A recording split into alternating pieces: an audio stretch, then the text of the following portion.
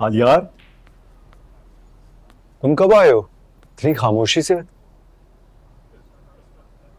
यार कामरान, बाबा जान थोड़ी कोशिश कर रहे हैं उस गद्दार का पता लगाने की जिसने कोर्ट में प्रूफ फराहम किया। तो इसमें परेशान होने वाली क्या बात है? हमने हमारा काम बहुत एहतियात से किया है। तुम बेफिक्र हो, वो हम तक कभी नहीं पहुंच सकते। हाँ मैं जानता हूँ, लेकिन मैंने बाबा का ये रूप बहुत नया देखा है। हाँ यार, केस के शुरू में मुझे भी अंदाजा नहीं था कि वॉट, मेरे बाबा मुझे नहीं। नहीं यार, मेरा वो मतलब नहीं है, बट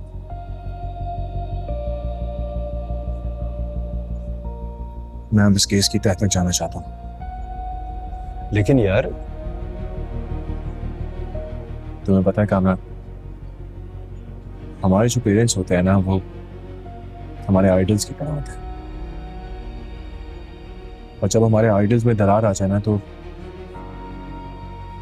हमारे आइडल्स आइडल्स नहीं रहते, वो पत्थर के बुत बन जाते हैं।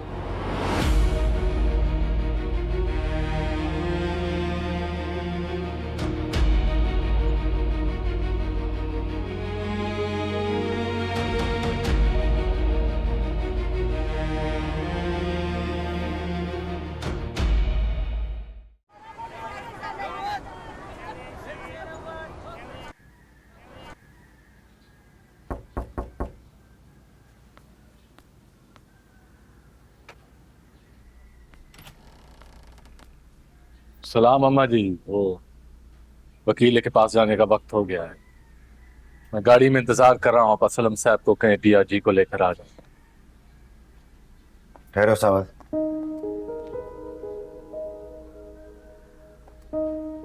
अंदर आ जाओ, मुझे तुमसे कुछ बात करनी है।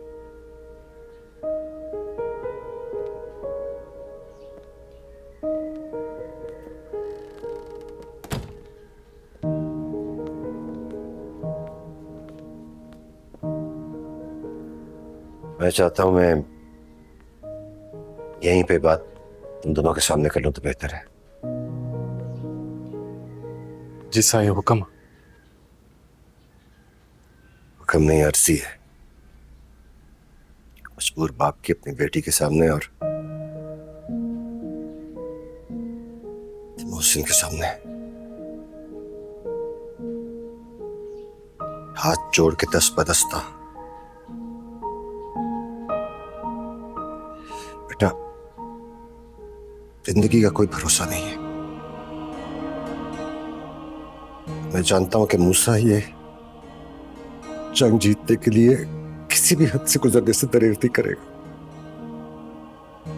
इसलिए मैं अपनी की गई कोताहियों और ज्यादतियों के लिए दोनों से माफी मांगता हूं बेटा। नहीं नहीं साईं, ये क्या कर रहे हैं आप?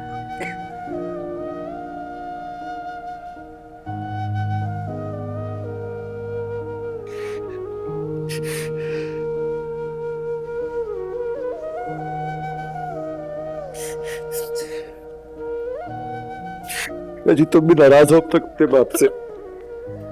ना करें प्लीज, माफ कर दे मुझे, माफ कर दे मुझे। मैं आपकी अच्छी बेटी नहीं बन सकी। बहुत अजियतें दी है ना आपको, का हिसाब नहीं कभी दे पाऊंगी। कि मैं क्या करती, मजबूर थी अब्बा। अगर खामोश रहती तो खुद का सामना ना कर पाती, और आप भी खुद को आईने में न देख पाते। बेटा जी मैं आपसे नाराज नहीं हूं। कुछ कफारे अगर जिंदगी में याद आ जाए तो बेहतर होता है बेटा। तुम्हारी हिम्मत ने मुझे मेरे खौफ से दूर किया है। मुझे फख्र है तुम पे बेटा।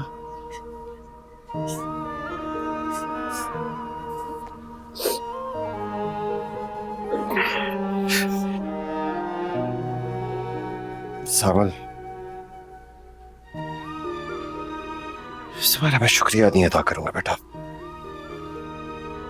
कि शुक्रिया तो बहुत छोटा लफ्ज है तुम्हारे हिम्मत और जज्बे के सामने। बेटा तुमने बहुत साथ दिया पिया का, आखिरी वक्त तक साथ खड़े हो। इस सब भी देखो हमारे साथ ही हो।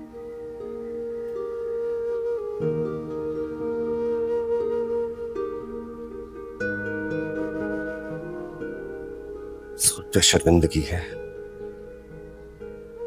बुढ़ापा आ गया लेकिन इंसान को समझने और परखने का फन नहीं आया। साईं ऐसी बातें ना करे। मैं आपकी तरह बोलना तो नहीं जानता, लेकिन रास्ते में पड़ा एक पत्थर ही हूं। मैं भला किसी के काम में कैसे आऊंगा? ये सब तो पिया जी की कोशिश और दुआओं की वजह से हुआ है।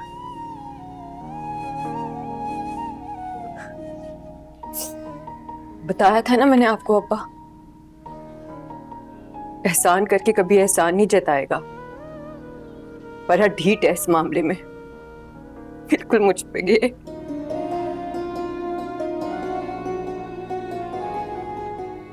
इसकी आला जरफी है बेटा।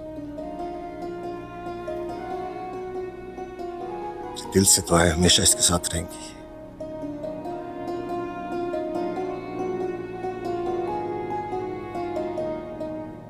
आज वक्त हो गया है, हिल जाने क्या सोच रहा होगा। ध्यान से जाइएगा सब, और पिया अपना फोन ऑन रखना। जब तक आप लोग वापस नहीं आ जाएंगे ना, मैं बहुत परेशान रहूंगी। आप फिक्र ना करें अम्मा जी, जब तक मैं हूं इनकी जगह दुश्मन को मैं ही खड़ा मिलूंगा। आप बस दुआ करें।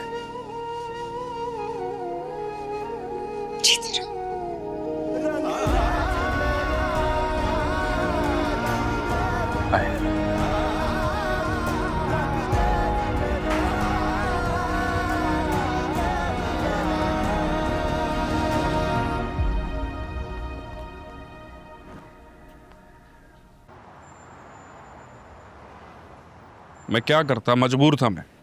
ऊपर से बड़ा सख्त प्रेशर था। मैं एफआईआर दर्ज ना भी करता सेठ, तो मेरी जगह कोई और नया एसएचओ आता और वो अपने नंबर बढ़ाने के लिए सख्त पर्चा दर्ज करता आपके खिलाफ। ये तो आप शुक्र करें कि मुझे हटाने पर अभी तक किसी का ध्यान नहीं किया। मैं कुछ नहीं जानता। मैंने निसार को रिपोर्ट की कॉपी लेने के लिए भेजा है ताकि मेरा वकील अदालत में केस लड़ने की तैयारी कर सके। लेकिन अगर तुमने इस हवाले से कोई रिकॉर्ड या अहम कागज दिया तो अदालत में मेरा वकील तुम्हारा भी सारा कच्चा चट्टा खोल कर रख देगा। बहुत पैसा दिया मैंने तुम्हें, अब वसूल करने का वक्त आ गया है। सेठ साहब, पूरे शहर में बाबर जैसा नमक हलाल आपको नहीं मिलेगा, बेफिक्र रहें आप।